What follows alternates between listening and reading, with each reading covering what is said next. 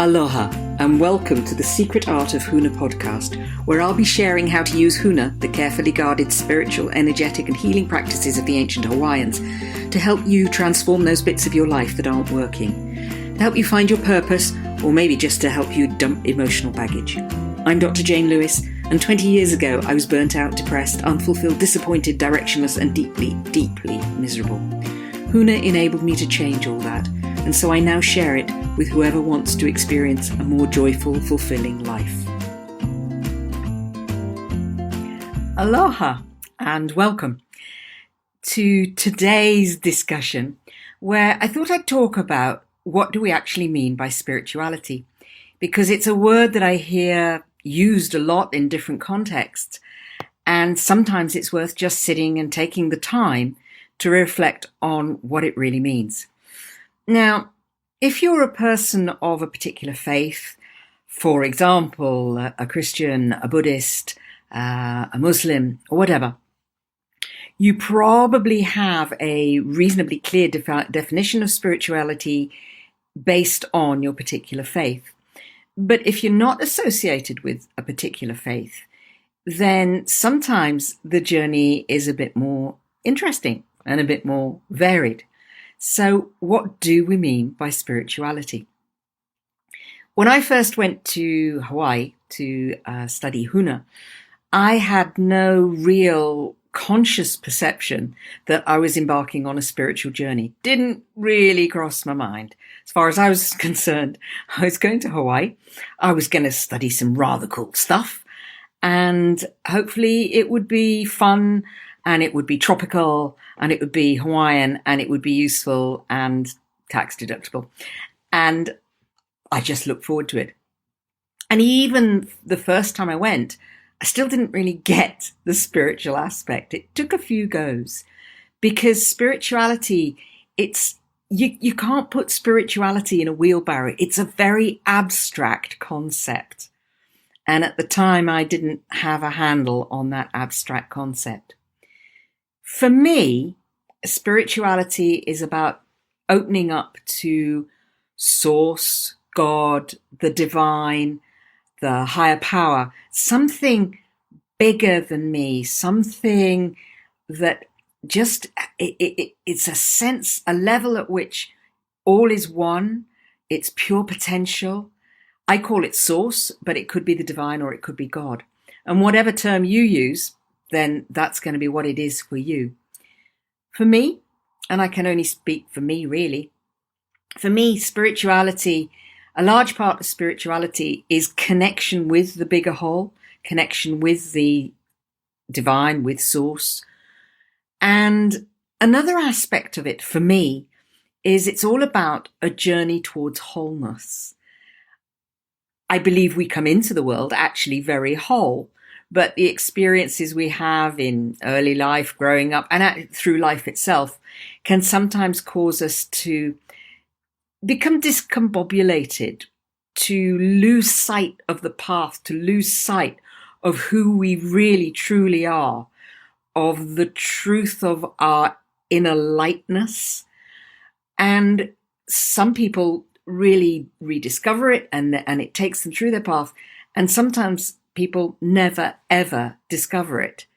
They never discover that they really are whole. They are complete. They are beings of light. Because I truly believe that we all are beings of light and we're on a path. So some of the things that I've seen along the way is, and I've experienced for myself very definitely, is, for example, no sense of direction, no sense of path, no sense of where I'm going. I've experienced that. Have you? I've experienced that sense of being completely discombobulated, somehow at odds with myself. It's almost like I don't fit into my own skin. And that might be familiar for you. I've had experiences where I just totally denied any aspect of spirituality whatsoever because it was too abstract, couldn't get my head around it. And I was living in my head, not in my heart. Have you had that experience? Because when we move, the more we move into our heart, the more that connection starts to open up, that connection with other human beings, that ability to show vulnerability, that ability to open up and show the world who you really are. And in showing the world who you really are, starting to actually connect with source, the higher power, the divine, whatever that thing is. Very often, one of the barriers to really having that connection is this living in the head, this allowing the rationale, the logic, the head stuff to dominate and direct.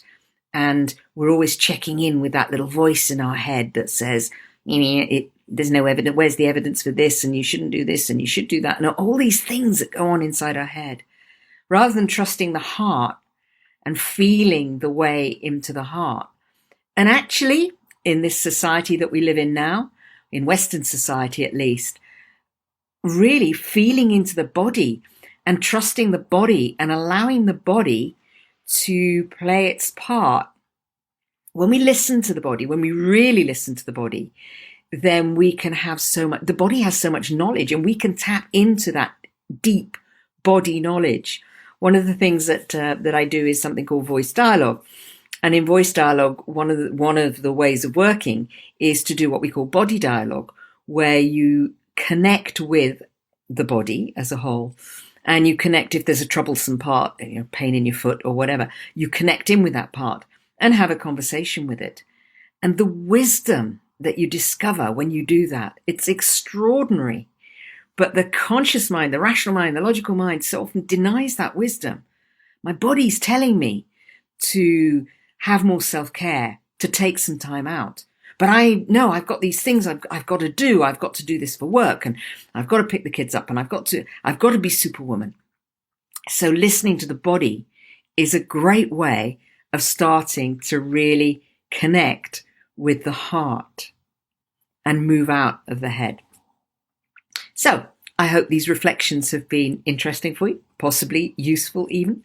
If you want to talk more, please do. Comments below the video, wherever you see it. And you can always book a chat for a conversation, secretartofhuna.com/diary. And I look forward to talking to you or connecting with you somewhere along the way. Take care now. I hope you've enjoyed today's podcast. If you want to bring about rapid transformation in your life, check out secretartofhuna.com, where you can also download a free meditation to help you with self-forgiveness. You can also look out for Secret Art of Huna on social media such as Facebook and LinkedIn. Look forward to talking to you again very soon.